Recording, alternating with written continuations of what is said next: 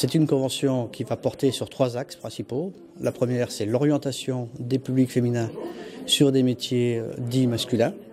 Le deuxième, c'est la montée en compétences de ces publics pour pouvoir permettre aux entreprises de trouver les compétences sur le territoire. Et la troisième, c'est de trouver des viviers de salariés qui sont intéressés pour reprendre les entreprises suite au nombre de départs à la retraite qu'il va y avoir sur le territoire dans les années à venir.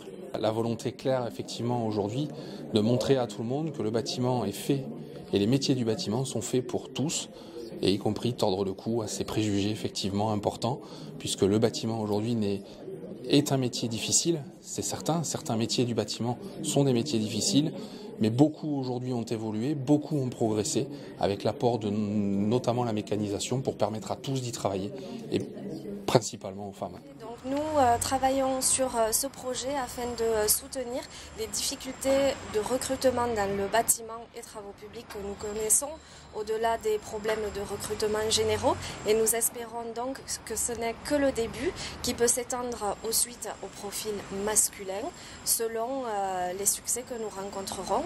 Nous commençons d'ailleurs déjà avec une candidate en peinture et qui notamment est en stage cette semaine. Je travaillais avant en tant qu'aide-soignante non diplômée et je voulais me réorienter. Pôle emploi m'a proposé qu'on cherchait des femmes dans le bâtiment et j'ai dit pourquoi pas. Donc voilà, j'ai été contactée par Axe Intérim et on m'a proposé, on m'a expliqué son projet et ça m'a intéressée. On sait qu'aujourd'hui le secteur du bâtiment a des besoins de recrutement, et dans le même temps on a des jeunes femmes ou des moins jeunes femmes qui se présentent, qui recherchent un emploi, qui ont des compétences qu'elles peuvent faire valoir dans ces domaines et qui ont besoin pour y accéder d'une formation. Donc c'est très important aujourd'hui que des organismes de formation comme l'OFPA puissent se mobiliser avec des partenaires comme la Fédération du bâtiment pour permettre aux demandeurs d'emploi d'accéder à ces métiers. Concernant la population des demandeurs d'emploi, aujourd'hui on sait qu'on a une légère majorité de femmes dans les listes de demandeurs d'emploi. Donc c'est important de pouvoir travailler aussi spécifiquement en direction de ce public qui, on le voit dans nos études, rencontre souvent des difficultés un petit peu plus importantes pour pouvoir accéder à des emplois, et notamment dans les secteurs du bâtiment.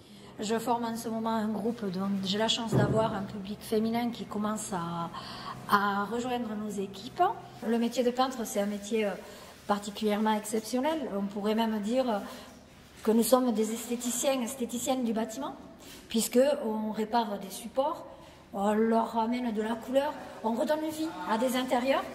On va voir ce qui fonctionne moins bien, ce qu'il y a lieu d'améliorer. Voilà, rien n'est figé. C'est effectivement l'idée, c'est d'arriver à améliorer ce partenariat de façon à pouvoir répondre le plus rapidement possible aux besoins des entreprises.